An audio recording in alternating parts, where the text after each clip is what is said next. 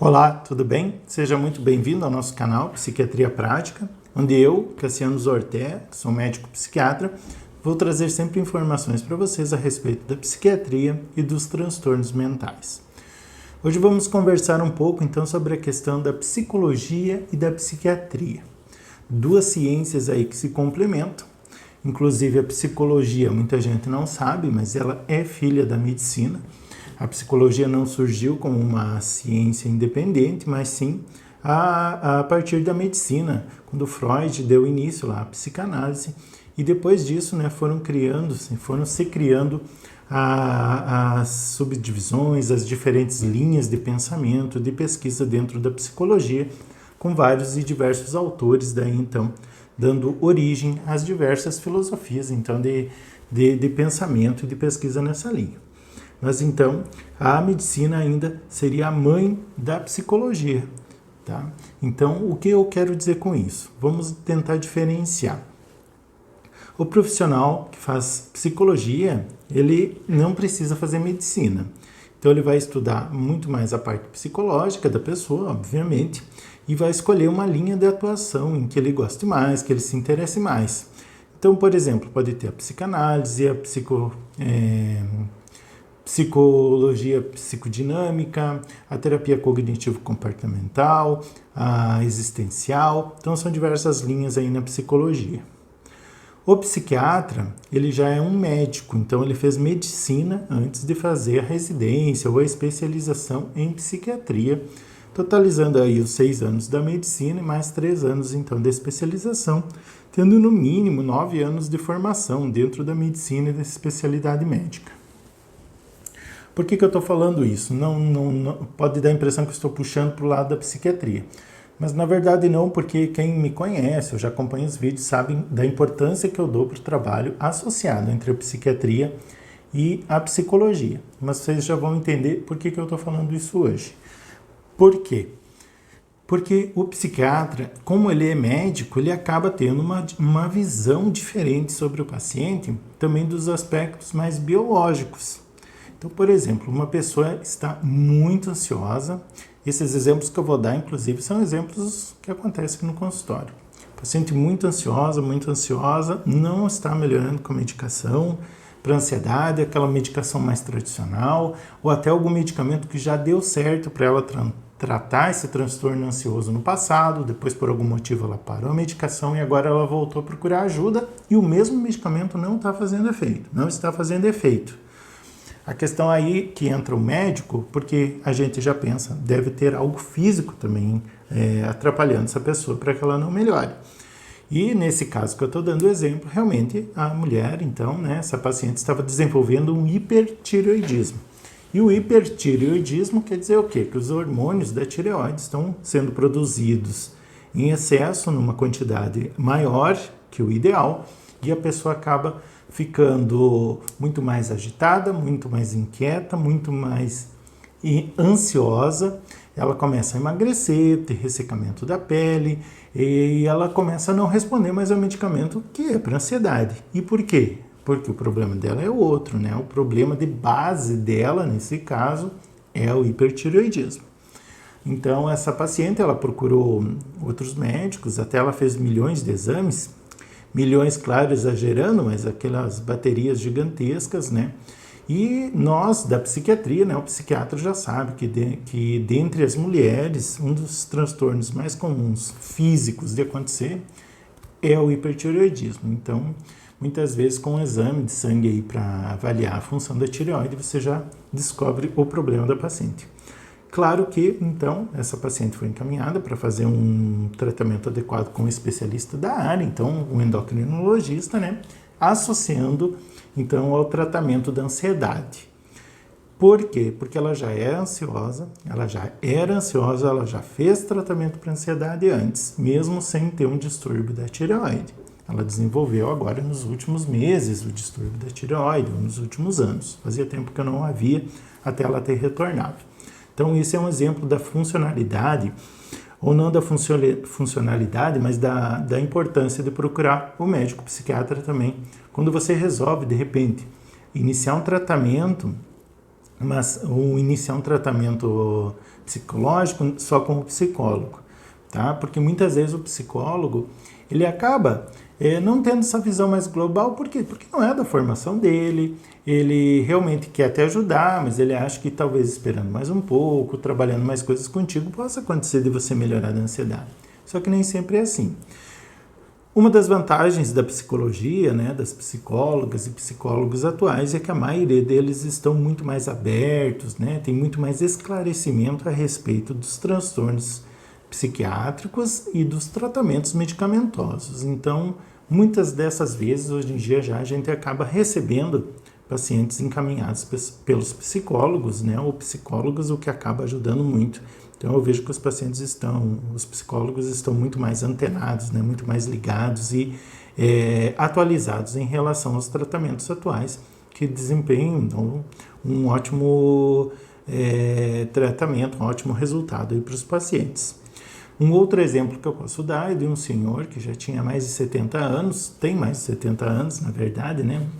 E ele começou a apresentar comportamentos estranhos num curto período de tempo, e isso chamou a atenção de que era muito rápida a evolução.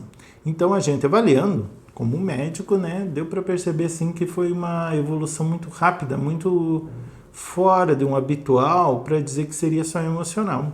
E não deu outra, a gente acabou solicitando uma ressonância, né, do cérebro, uma tomografia, não lembro na época, mas acho que foi uma ressonância, e acabou aparecendo então um tumor cerebral. Esse paciente acabou sendo operado, deu tudo certo com ele está bem, e aí deu para perceber mais uma vez a importância então da parte da medicina no tratamento desse paciente. Então o que eu quero dizer aqui? Você tem uma saúde normal, você fez exames, ultimamente estava tudo bem, e você está com algum conflito, algum problema, e você resolve procurar psicóloga, tudo bem, não tem problema nenhum, até é ótimo que você procure, porque ela vai, ou ele, né, o psicólogo, vai poder te ajudar muito, com certeza absoluta, e se ele perceber que você não está melhorando só com a terapia, provavelmente ele vai te encaminhar também para o psiquiatra.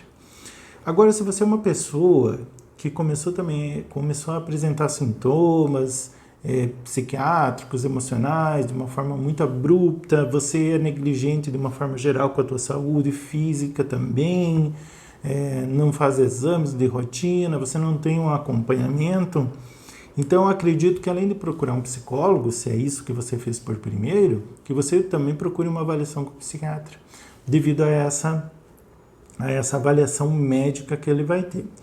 Agora, falando aqui com vocês, eu lembrei de um outro caso, de um senhor, que inclusive, infelizmente, ele faleceu alguns meses depois que eu atendi, e eu acho que atendi ele só uma vez, que ele veio com uma falta de ar muito intensa.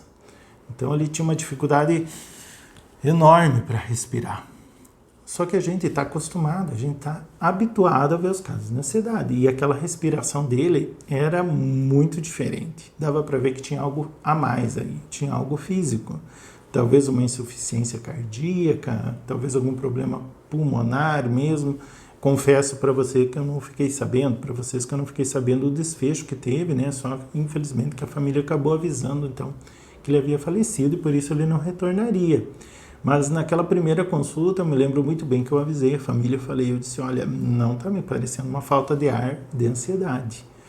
E ele veio parar aqui com o psiquiatra, por quê? Porque ele já tinha feito alguns exames e teriam dito para ele que era só ansiedade. Então, deu para perceber pela respiração, e também porque eu fiz 9 anos de plantões aí, né, no início da vida médica, da carreira, de pegar vários casos e de tudo dentro da medicina, várias emergências, então isso também acaba agregando para a gente ter um conhecimento do dia a dia, de algumas coisas que são mais clássicas ou diferentes do que foge da psiquiatria.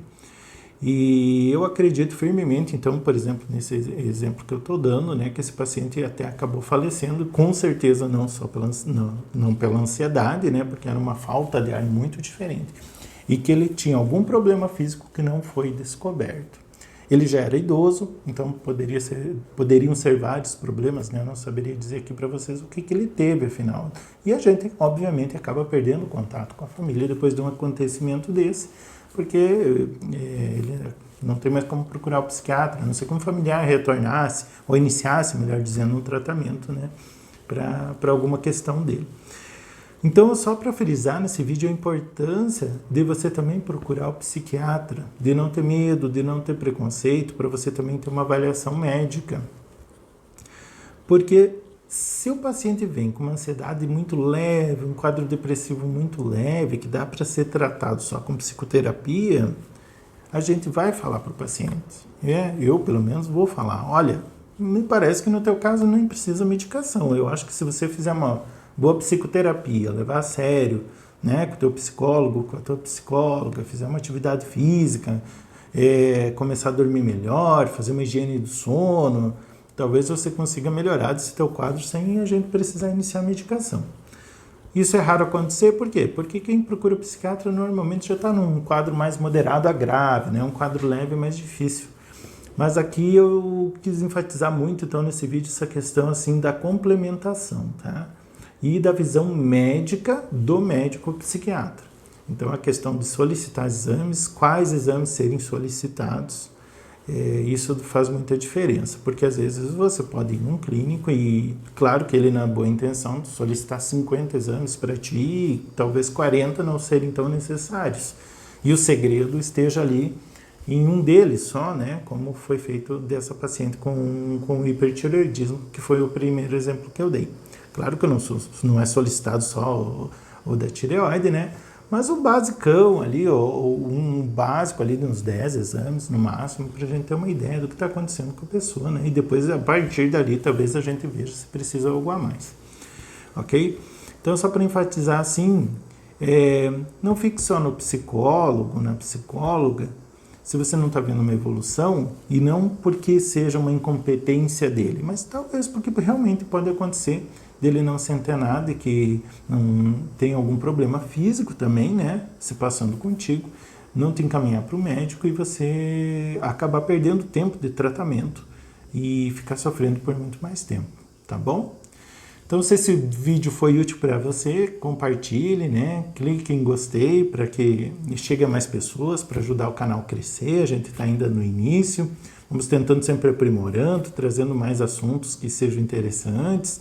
Podem me dar ideias também, né, de assuntos que interessam, que vocês queiram que eu fale, para a gente levar mais esclarecimento para as pessoas e elas não perderem tanto tempo de vida até buscar o tratamento correto e começarem realmente a melhorar, tá bom?